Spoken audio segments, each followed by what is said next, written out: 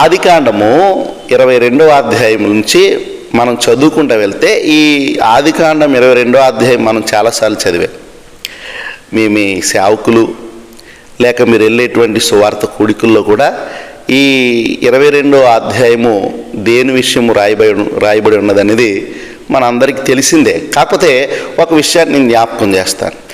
అబ్రహాము దేవుణ్ణి ఎంత ప్రేమించాడు, అబ్రహాము దేవునికి ఎంత భయపడ్డాడు అన్నదానికి ఇది ఒక ఉదాహరణ. దేవుడు అబ్రహామును పరిశోధించాలని చూశాడు, పరిశీలన చేయాలని చూశాడు. కాబట్టి అబ్రహాముతో ఏమన్నాడంటే, నీకు ఒక్కడై ఉన్న, నీవు ప్రేమించుచున్న నీ కుమారుడు నాకు కావాలి, నాకు బలి ఇవ్వు అన్నాడు.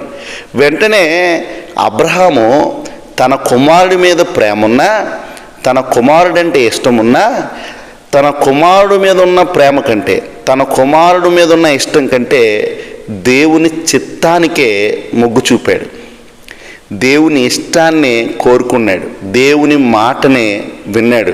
తన కుమారుని పర్వతం మీదకు తీసుకువెళ్ళి బలి ఇవ్వటానికి సిద్ధపడ్డాడు. దీన్ని బట్టి మనం నేర్చుకోవాల్సింది ఏంటంటే, అబ్రహాముకి తన కొడుకు ఒక్కడే అయినా చాలా సంవత్సరాల తర్వాత దేవుడు అనుగ్రహించిన అబ్రహాము యొక్క ఉద్దేశం, అబ్రహాము యొక్క మనసు దేవుని మీదే ఆనుకుని ఉందని మనం 22వ అధ్యాయాన్ని పరిశీలన చేస్తే మనకు స్పష్టం. పరిశీలన చేసిన దేవుడు కూడా అంటాడు, అబ్రహమా, నీవు నాకు భయపడువాడవని నాకు తెలిసింది. ఈరోజు ఒక మాట చెప్పు, నువ్వు దేవుని విషయంలో భయపడుతున్నావా? దేవునికి భయపడుతున్నావా? దేవుని యందు అసలు ఇష్టంతో దేవుని ఆజ్ఞలను నెరవేర్చేటువంటి వ్యక్తిగా, కుమారుడిగా నువ్వు ఉండగలుగుతున్నావా? ఒకసారి నువ్వు అర్థం చేసుకోవాలి.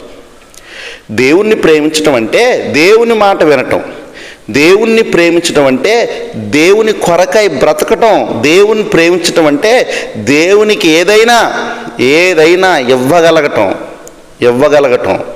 ఈరోజు నీ శరీరాన్నైనా, నీ హృదయాన్నైనా, నీ సమయాన్నైనా, నీ ధనాన్నైనా, దేన్నైనా దేవుని పనిలో ఖర్చు పెట్టడానికి మనం సిద్ధంగా ఉండాలి. క్రైస్తవులుగా మనం సిద్ధంగా ఉండాలి. ఇలాంటి సిద్ధపాటు నీకు ఉండాలి.